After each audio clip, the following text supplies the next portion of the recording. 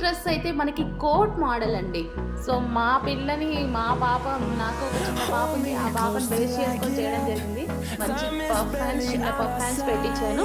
So ఇదైతే మనకి coat, attached coat పెట్టించడం జరిగిందండి. చాలామంది పిల్లలు రిమూవబుల్ కోట్ పెడితే అస్సలు వేసుకోరనమాట. సో దానికోసం అటాచ్డ్ కోట్ పెట్టించేసాను. అటాచ్డ్ కోట్ అయితే ఇంకా ప్రాబ్లం ఉండదు కదా, డ్రెస్ వేసేస్తే సరిపోతుంది. కోట్ వేసుకోండి వాళ్ళ వెనకపడాల్సిన పని లేదు. సో ఈ విధంగా అటాచ్డ్ కోట్ పెట్టించాను.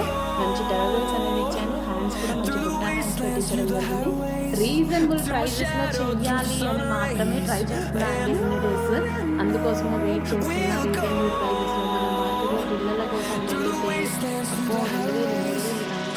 మనం పట్టుకోలేమన్నమాట. పిల్లలవి అంత హెవీ ఉంటున్నాయి కాస్ట్. నిన్న ఫెస్టివల్కి మా పాపకు తీసుకుందామని వెళ్ళినా సరే ఎన్ని వేలు. అసలు ఒక ఫ్రాక్ తీసుకోవాలంటే వేలే. అసలు రెగ్యులర్ ఫ్రాక్స్ కూడా రావట్లేదండి రీజనబుల్ ప్రైస్లో.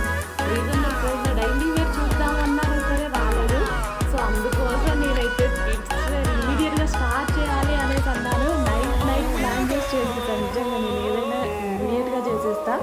So night kids wear plan చేద్దాం. నైట్ చేపించే శాంపుల్ ఈరోజు నేను ముందు పెట్టేశాను. సో చెక్ చేయండి. సో ఇలా ఇంకా ఎన్నో మోడల్స్ చేస్తున్నాము. ఫస్ట్ మోడల్, ఈ మోడల్ అయితే మనకి 10 days ఈ మోడల్ స్టిచ్ అవుతుంది.